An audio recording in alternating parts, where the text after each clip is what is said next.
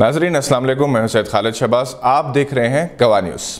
دنیا کے امیر ترین عرب ملک متحدہ عرب امارات یعنی یو اے ای نے اسرائیل اور امریکہ کے آگے گھٹنے ٹیکتے ہوئے اسرائیل کو تسلیم کر لیا اور دونوں کے درمیان ایک امن معاہدہ طے پایا گیا جسے امریکی صدر ڈونلڈ ٹرمپ نے معاہدے ابراہیم کا نام دیا۔ یہ حضرت ابراہیم علیہ السلام سے موسوم کیا گیا جو مسلمانوں، عیسائیوں اور یہودیوں کے لیے قابل تعظیم ہے۔ متحدہ عرب امارات جارڈن اور مصر کے بعد تیسرا ملک ہے جس نے اسرائیل کو تسلیم کیا۔ اس معاہدے کے بعد اسرائیل نے اعلان کیا کہ وہ مزید فلسطینی علاقوں کے گریٹر اسرائیل میں فی الحال شامل نہیں کرے گا۔ اس معاہدے کے تحت جس میں نہ تو بیت المقدس کا ذکر ہے اور نہ ہی مسجد اقصیٰ کا، نہ فلسطین کا اور نہ ہی مسلمانوں کا، صرف دونوں ممالک کے درمیان سفارتی تعلقات، دونوں ممالک کے دارالحکومت میں ایک دوسرے کے سفارت خانے قائم ہوں گے، سائنس، ٹیکنالوجی، تعلیم، دفاعی ماحولیات میں تعاون کا تبادلہ کریں گے۔ متحدہ عرب امارات کے بعد اب توقع ہے کہ اگلا ملک سعودی عرب ہوگا جو اسرائیل سے تعلقات استوار کرے گا۔ پرنس محمد بن سلمان ابتدائی سے اسرائیل کے لیے اپنے سینے میں نرم گوشے رکھتے ہیں۔ اس کی ایک وجہ امریکہ اور اس کے صدر ٹرمپ سے ان کے دوستانہ تعلقات بھی ہیں۔ عالم عرب اس کو اسرائیل کو تسلیم کروانے میں ڈونلڈ ٹرمپ کا اہم رول رہا۔ سعودی عرب ان دنوں بدترین معاشی بدحالی سے گزر رہا ہے۔ ایک اطلاع کے مطابق حکومت سعودی عرب نے اپنے ایسٹس کو فروخت کرنے کا فیصلہ کیا ہے۔ اسرائیل اور مصر کے امن معاہدہ 1979 میں اور جارڈن کے ساتھ 1994 میں ہوئے تھے۔ اسرائیل کے فلسطین پر ناجائز قبضے کے بعد عرب ممالک سے اس کے تعلقات کشیدہ تھے اور اس نے اس کی حیثیت تسلیم نہیں کی تھی۔ 1950 سے اسرائیل اور عالم عرب میں اختلافات رہے۔ مٹھی بھر یہودیوں نے اپنی ذہانت اور اتحاد سے ساری دنیا کو اپنی مٹھی میں کر لیا۔ خلافت عثمانیہ کے زوال کے بعد سے ایک منصوبہ بند سازش کے تحت یہودی مملکت اسرائیل کی بنیاد رکھی گئی۔ 1917 میں برطانوی وزیر اعظم بیلفور سے فلسطین علاقے اسرائیل کے حوالہ کر دیا۔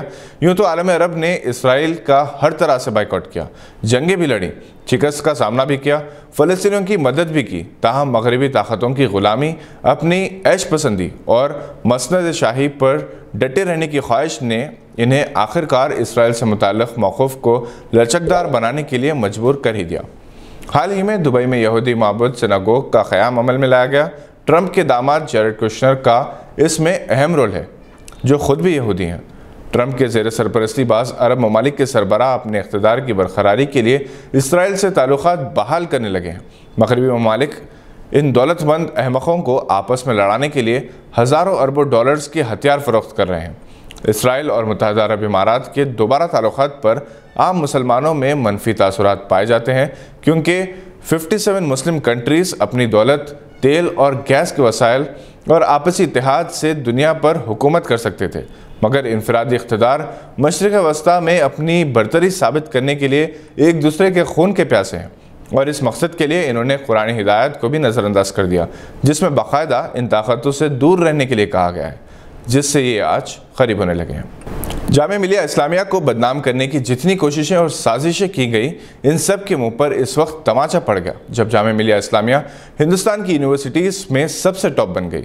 یاد ہوگا کہ چند ماہ پہلے CAA یعنی سٹیزنشپ امینڈمنٹ ایکٹ کے خلاف جامعہ ملیہ کے طلباء کی تحریک کو کچلنے کے لیے دہلی پولیس نے کیمپس میں پرتشدد کارروائی کی تھی۔ لائبریری، ڈائننگ ہالز، ہاسٹلز میں طلباء اور طالبات پر لاٹھی چارج کیا گیا۔ کئی طلباء اور طالبات کو گرفتار کر کے ان کے خلاف مقدمات درج کیے گئے۔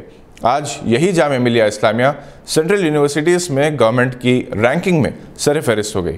اس نے JNU اور علی گڑھ مسلم یونیورسٹی کو پیچھے کر دیا۔ جامعہ ملیہ اسلامیہ سب سے پہلے 29 اکتوبر 1920 کو مولانا محمد علی جوہر، حکیم اجمل خان، مختار احمد انصاری، عبد المجید خواجہ اور ڈاکٹر ذاکر حسین نے محمود حسن دیوبندی کی نگرانی میں قائم کی تھی۔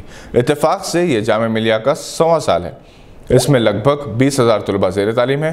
یہاں یہ بات قابل ذکر ہے کہ اس میں طلباء کی اکثریت کا تعلق دیگر مذاہب سے ہے۔ اس کے چند اہم فارغ التحصیل طلباء میں شاہ رخ خان، وریندر سہواگ، برکھا دت، عارفہ خانم شیروانی اور عامر خان کی بیوی کرن راؤ کے علاوہ شازیہ علمی، کئی مشہور فلموں کے ڈائریکٹرز کبیر خان نے یہاں سے تعلیم حاصل کی۔ پاکستان کے وزیر اعظم عمران خان ایک طرف ہر محاذ پر مقابلہ کرنا چاہتے ہیں، دوسری طرف ہر دن ان کے خلاف ایک نیا محاذ قائم ہو رہا ہے۔ اس مرتبہ ایک نئے محاذ پر جاوید میانداد نظر آ رہے ہیں، جنہوں نے سیاست میں عمران خان کو چیلنج کرنے کا اعلان کیا ہے۔ انہوں نے کہا کہ عمران خان کو انہوں نے وزیر اعظم بنایا اور عمران خان راستے سے بھٹک گئے۔ عمران خان اور میانداد ہمیشہ سے اپنی ٹیم کے اہم ستون رہے، تاہم دونوں میں اندرونی اختلافات بھی رہے۔ 1980 کی دہائی میں ہندوستان کے خلاف سیریز میں جاوید میانداد 210 رن پر ناٹ آؤٹ تھے اور ایک نیا ورلڈ ریکارڈ بنانے کے موڈ میں تھے کہ عمران خان نے اننگز ڈکلیئر کر دی۔ اس کے بعد اختلافات منظر عام پر آئے، تاہم میانداد نے ایک کھلاڑی کی حیثیت سے اپنی ٹیم کی کامیابی میں اہم رول ادا کیا، چاہے 1996 کا آسٹریلیا کپ کا فائنل ہو یا 1992 کا ورلڈ کپ۔ انہوں نے ہمیشہ یہ دیکھے بغیر کہ کپتان عمران خان نے بہترین مظاہرہ کیا، وہ عمران کے کپتان بھی رہے مگر عمران کی طرح بہترین کپتان نہیں رہے۔ اپنے لڑاکو مزاج کی وجہ سے پاکستانی ٹیم میں اختلافات کا سبب بھی رہے، بلکہ ان کی وجہ سے کئی سینئر کھلاڑیوں نے ٹیم کے باہر رہنے کو ترجیح دی تھی۔ وہ سیاسی میدان میں عمران کو چیلنج نہیں کر سکتے کیونکہ بحیثیت ایک کھلاڑی ان کی عزت ہے۔ عمران ایک کپتان اور ایک سیاستدان کی حیثیت سے میانداد سے میل آگے ہیں۔ ان کی قیادت میں 5 مسلم ممالک کا ایک نیا اسلامی بلاک قائم ہونے جا رہا ہے۔ یہ تھی آج کی چند اہم خبروں پر نظر۔ آپ سے اجازت لینے سے پہلے آپ سے درخواست ہے کہ اگر آپ نے ابھی تک اس چینل کو سبسکرائب نہیں کیا تو لائک اور سبسکرائب ضرور کریں۔ شکریہ۔